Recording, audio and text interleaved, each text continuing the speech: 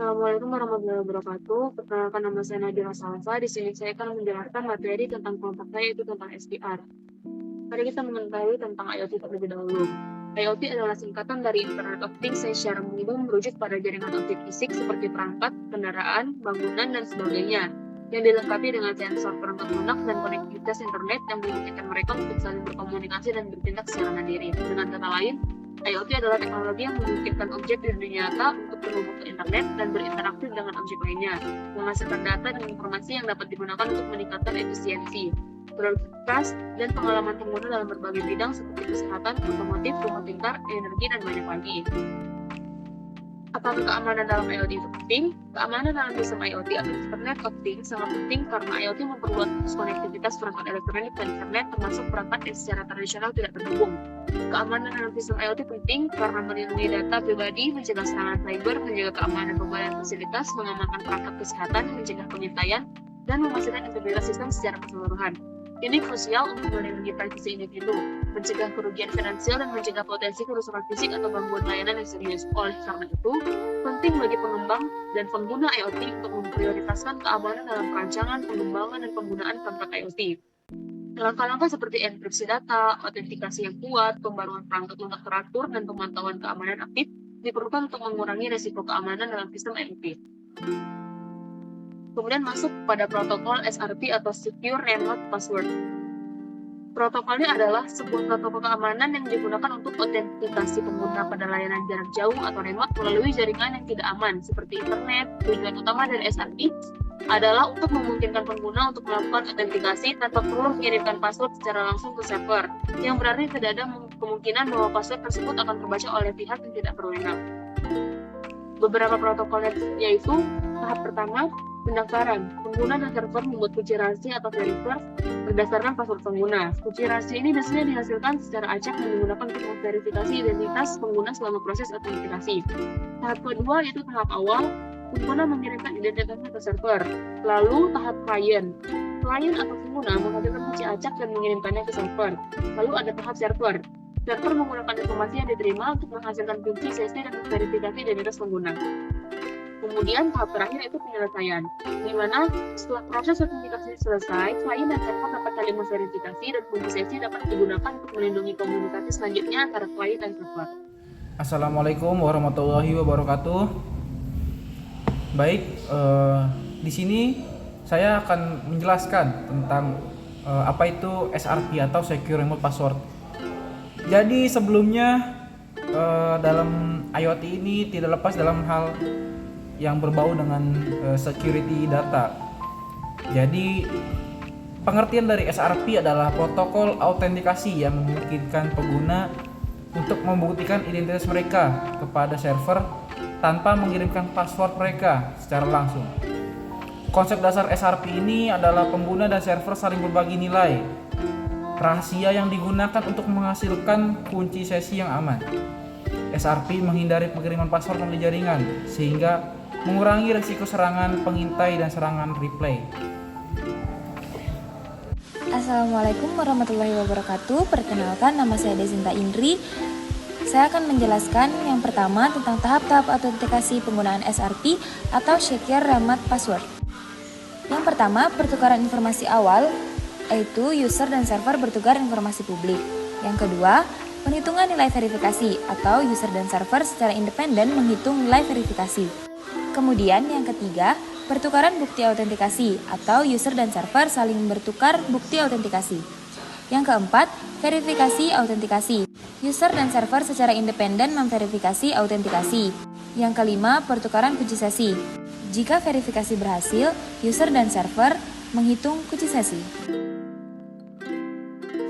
Yang selanjutnya yaitu penggunaan kunci rahasia atau password dalam SRP atau Secure Remote Password.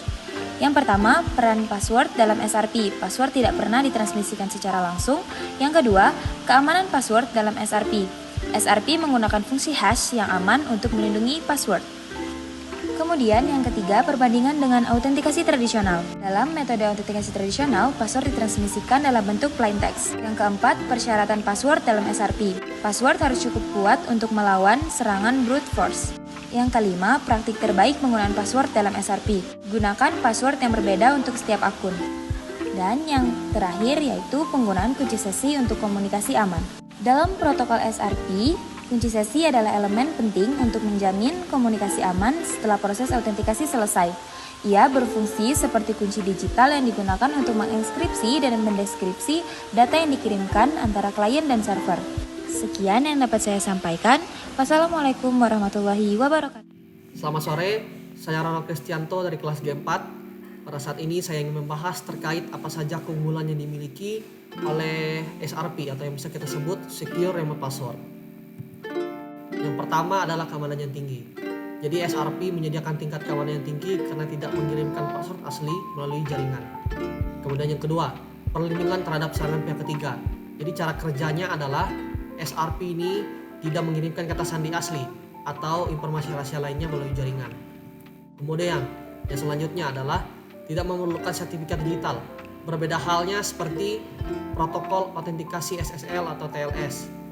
Kemudian yang selanjutnya, pembuatan kunci private yang besar. Protokol SRP membuat kunci private yang besar yang dibagikan antara kedua belah pihak dengan cara yang mirip dengan pertukaran kunci di VHLMan. Kemudian yang terakhir, perlindungan terhadap serangan man in the middle atau MITM.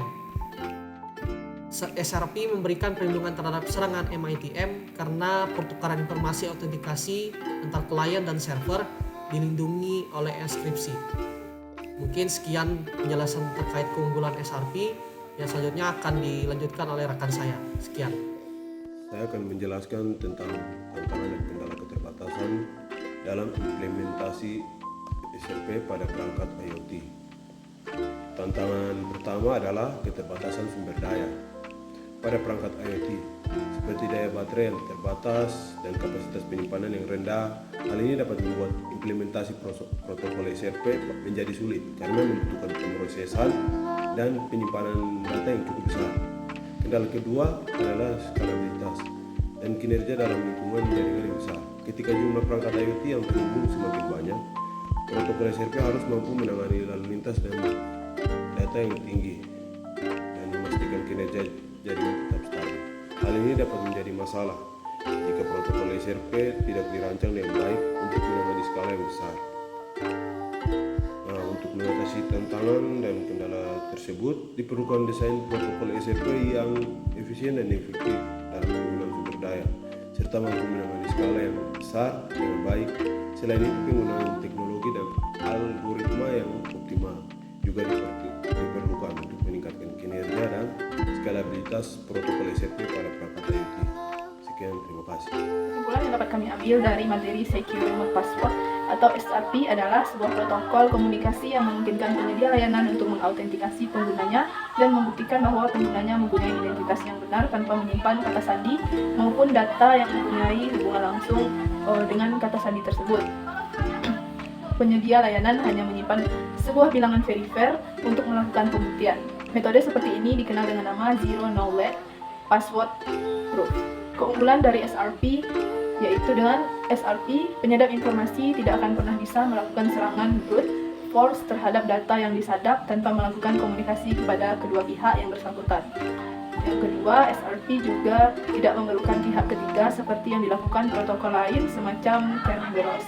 Contoh sederhana yang sering kita jumpai saat login ke email akan tersedia fitur ingat saya, maka dengan otomatis ketika pengguna memasukkan alamat email, maka akan muncul kata sandi yang pernah kita masukkan saat login di beberapa waktu sebelumnya.